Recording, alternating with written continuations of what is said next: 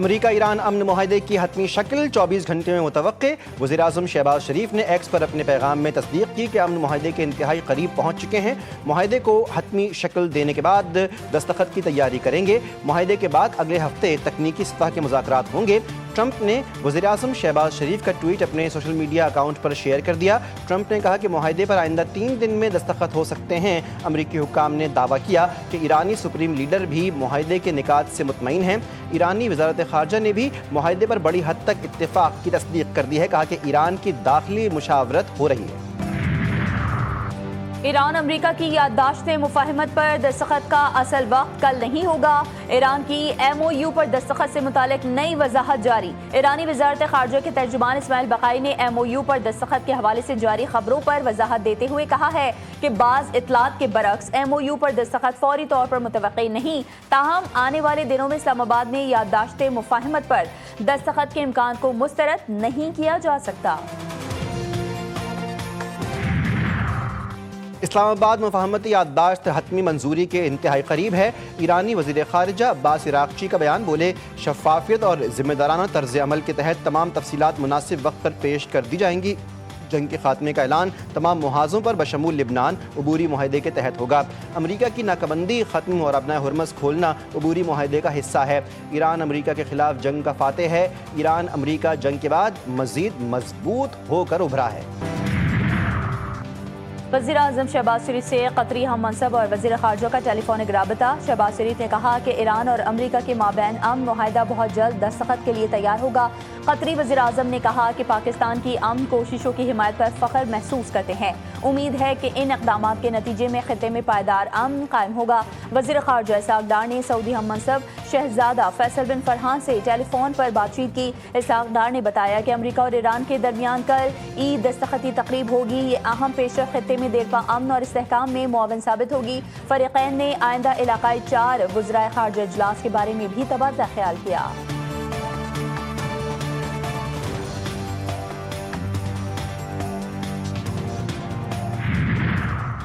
ایران امریکہ کی صلح جلد ہو جائے گی، اچھی خبر 1-2 دن میں آئے گی جہاں پر چیزیں طے ہوں گی۔ وزیر اعظم اور فیلڈ مارشل اس میں ساتھ ہوں گے۔ وفاقی وزیر داخلہ محسن نقوی نے لاہور کے قذافی اسٹیڈیم میں صحافیوں سے غیر رسمی گفتگو کرتے ہوئے آزاد کشمیری صورتحال کے حوالے سے کہا کہ بجلی میں بھی ہمیں 3 روپے چاہیے، اس طرح تو ہم بھی احتجاج کریں۔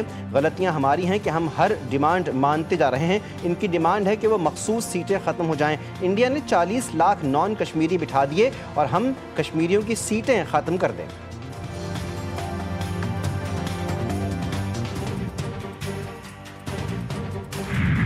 It is never too late. وزیر اعظم کی میثاق جمہوریت اور معیشت کے لیے اپوزیشن کو پھر بات چیت کی دعوت۔ شہباز شریف نے قومی اسمبلی میں بجٹ سیشن کے دوران اظہار خیال کیا کہ سیاست اپنی اپنی، مگر پاکستان ہے تو ہم سب ہیں۔ ملک کو مستحکم کرنا مشترکہ ذمہ داری ہے۔ تمام سیاسی قوتوں کو مل کر پاکستان کی ترقی، استحکام اور خوشحالی کے لیے کردار ادا کرنا ہوگا۔ بلوچستان اور ملک کے دیگر حصوں میں دہشت گردی کے واقعات میں بیرونی عناصر اور خوارج ملوث ہیں۔ افواج پاکستان، پولیس اور قانون نافذ کرنے والے اداروں کے اہلکار روزانہ کی بنیاد پر دہشت گردوں کا مقابلہ کرتے ہوئے اپنی جانوں کا نذرانہ پیش کر رہے ہیں۔ پاک افغان سرحد پر باڑ لگانے کا اقدام قومی سلامتی کے لیے درست فیصلہ تھا۔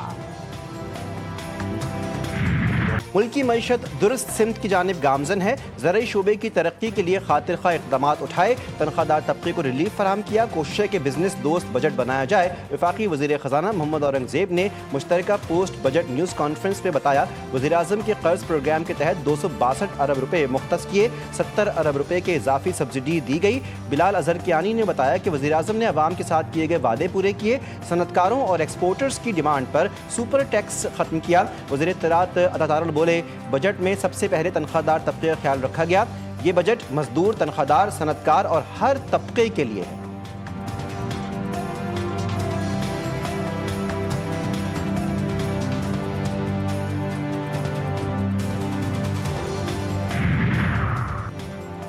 ہم میثاق جمہوریت کے حامی ہیں لیکن دیوار میں چن دیا گیا۔ وزیر اعظم کی تقریر سے ہمیں ہمارا جواب نہیں ملا، ہمیں بتائیں ہم اپنے شکوے کس سے کریں۔ چیئرمین پی ٹی آئی بیرسٹر گوہر کا شکوہ، بولے ہماری پہچان نہیں تو اس ایوان میں بیٹھنے کی ضرورت بھی نہیں۔ وزیر اعظم بتائیں بانی پی ٹی آئی سے ملاقات کی اجازت کیوں نہیں دی جا رہی۔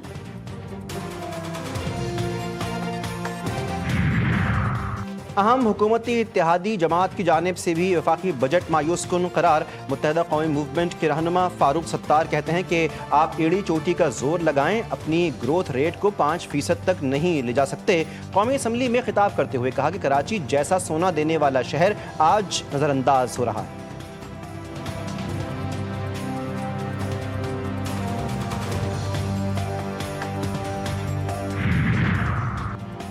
कराची के हुकूक के मामले पर विफाक से सिफर उम्मीद रखते हैं।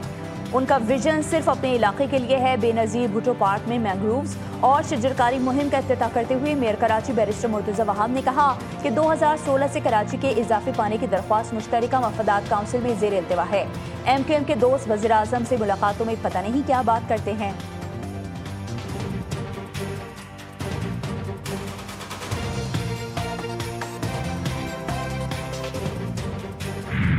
पेट्रोल और डीजल मजीद महंगा होगा। मोबाइल फ़ोन की कीमतें भी बढ़ेंगी। बैरून मुल्क से कपड़े, जूते, मेकअप की ऑनलाइन खरीदारी सस्ती पड़ेगी। आइंदा माली साल का 18,000 अरब रुपए से जायद का बजट कौमी असम्बली में पेश। प्लॉट, मकान, कमर्शियल प्रॉपर्टीज सस्ती होने का इम्कान। बड़ी लग्जरी गाड़ियाँ महंगी होंगी। इलेक्ट्रॉनिक सिगरेट की कीमतें भी बढ़ेंगी। दिफाई बजट का हजम 3 अरब रुपए से जायद। दूध समेत डेयरी मसनूआत महंगी होंगी। मज़ेदार मिठाइयाँ खाना भी महंगा होगा। GST के निफाज से जैम, जेली, मसाले और खुर्दनी तेल की कीमतें भी ज्यादा होंगी। क्रॉकरी, शैम्पू, जूते, परफ्यूम, बॉडी स्प्रेज और प्लास्टिक की घरेलू अशिया की कीमतें भी बढ़ेंगी।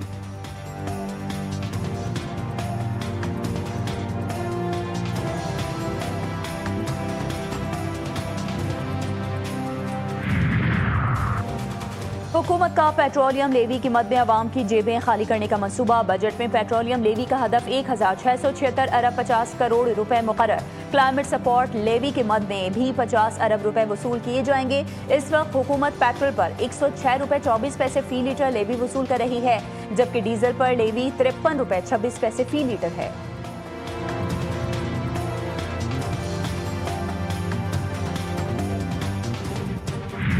बजट का दिलचस्प फार्मूला, जिसकी आमदन ज्यादा उसको रिलीफ भी ज्यादा। नए माली साल के बजट में हुकूमत ने कम तनख्वाहदार तबके को नजरअंदाज कर दिया। माहाना 1,83,000 रुपए तक कमाने वालों को रिलीफ ना मिल सका। कम आमदन वाले अफराद ने कहा कि नए बजट में हुकूमत की सारी तरजीहात ज्यादा आमदन वाले अफराद पर है।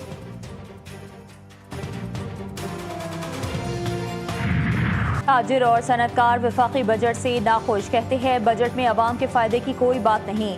बजट एक्सपोर्ट फ्रेंडली बिल्कुल भी नहीं। बजट का असल हिस्सा फाइनेंस बिल की सूरत में जाहिर होगा। मईशत को इनकलाबी इक़दामात की ज़रूरत है।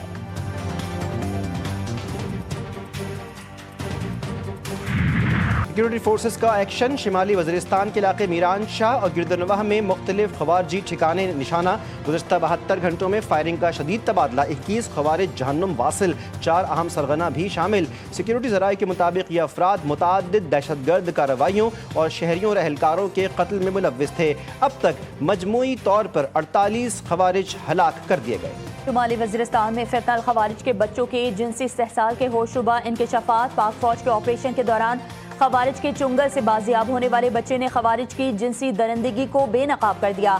जिनसी ज्यादती के शिकार बच्चे का बयान बताया। वालिद की वफात के बाद खवारिज मंजर खेल मरकज ले गए, जहां वो उसका जिनसी इस्तेहसाल करते थे। मरकज में और भी 3 से 4 बच्चे थे। उनके साथ खारजी बदफेली करते थे। ज्यादातर खारजी अफगानी थे।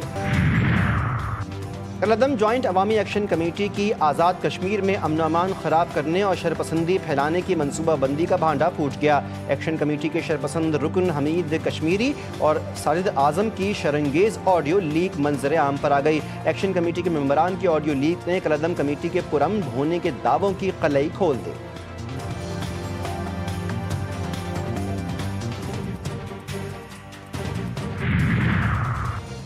लीग मुबैना ऑडियो पर हुकूमत मुतहरिक। कलअदम जॉइंट अवामी एक्शन कमेटी के खिलाफ तहकीकात का ऐलान। वज़ीर मुमलिकत बराए दाखिला तलाल चौधरी ने सोशल मीडिया पर गर्दिश करने वाली कलअदम जॉइंट एक्शन कमेटी की मुबैना ऑडियो के हवाले से तहकीकात का ऐलान करते हुए कहा है कि रियासत मुखालिफ सरगर्मियों और साजिशों को हरगिज़ बर्दाश्त नहीं किया जाएगा।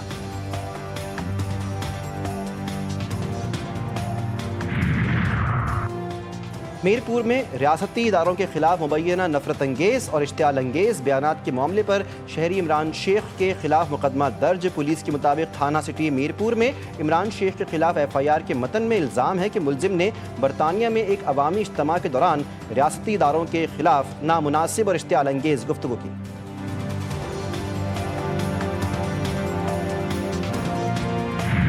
وادی نیلم اور دیگر سیاحتی علاقوں میں احتجاجی سرگرمیوں اور ہڑتالوں کے اثرات پر مقامی سطح پر تشویش۔ مقامی شہریوں اور کاروباری طبقے کے مطابق مسلسل غیر یقینی صورتحال کے باعث سیاحت اور معیشت کو نقصان پہنچ رہا ہے۔ ہوٹلز، گیسٹ ہاؤسز اور دیگر سیاحتی کاروبار سے وابستہ افراد نے مالی خسارے کی شکایت کی۔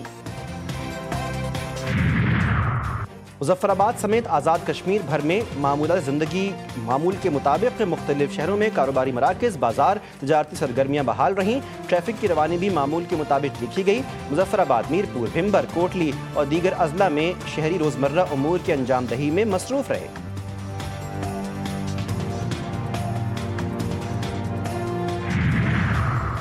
علاقائی سلامتی اور افغانستان کے معاملات، پاک برطانیہ کے اہم مذاکرات آئندہ ہفتے۔ مذاکرات کا آغاز آئندہ ہفتے اسلام آباد میں ہوگا۔ سفارتی ذرائع کے مطابق برطانیہ کے وزیر مملکت برائے خارجہ امور اور رکن پارلیمنٹ ہمیش فالکنس مذاکرات میں برطانیہ کی نمائندگی کریں گے۔ مذاکرات میں علاقائی سلامتی کی صورتحال پر تبادلہ خیال کیا جائے گا۔ افغانستان کی موجودہ صورتحال بھی ایجنڈے میں شامل۔ دونوں ممالک کے درمیان دو طرفہ تعلقات اور باہمی تعاون کے امور پر بھی بات چیت کی جائے گی۔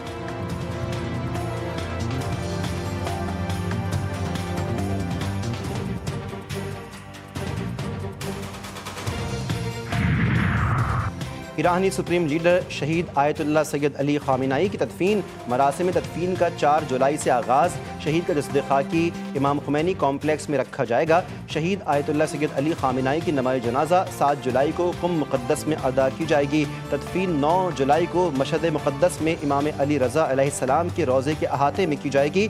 شہید سپریم لیڈر کے خاندان کے دیگر شہداء شہید ڈاکٹر مصباح الہدیٰ باقری، سیدہ بشرا حسینی خامنائی، زہرا حداد عادل اور زہرا محمدی گلپیگائنی کی تدفین بھی شہید سید آیت اللہ خامنائی کے ساتھ کی جائے گی۔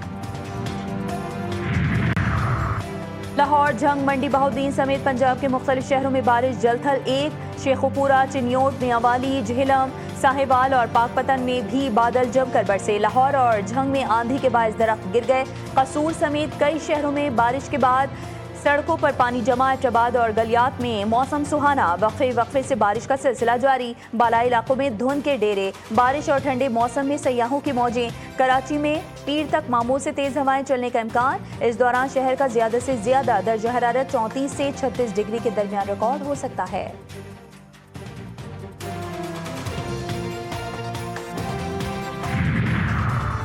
گلیشیائی جھیلوں کے پھٹنے اور اچانک سیلابی صورتحال کے خدشے کے پیش نظر الرٹ جاری۔ اپر لوئر چترال، اپر لوئر دیر، سوات، اپر لوئر کوہستان اور مانسہرہ میں الرٹ۔ PDMA کے مطابق شدید گرمی اور بارشوں کے باعث شمالی اضلاع میں گلیشیئرز اور برف تیزی سے پگھلنے لگی۔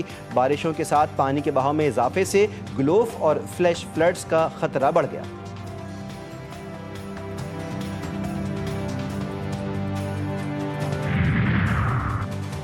اور جو ڈومیسٹک کرکٹ کھیلے گا اسے ہی کانٹریکٹ دیا جائے گا۔ چیئرمین پاکستان کرکٹ بورڈ کا واضح اعلان، کہا اس وقت سرفراز کو ہٹانے کا کوئی فیصلہ نہیں ہوا۔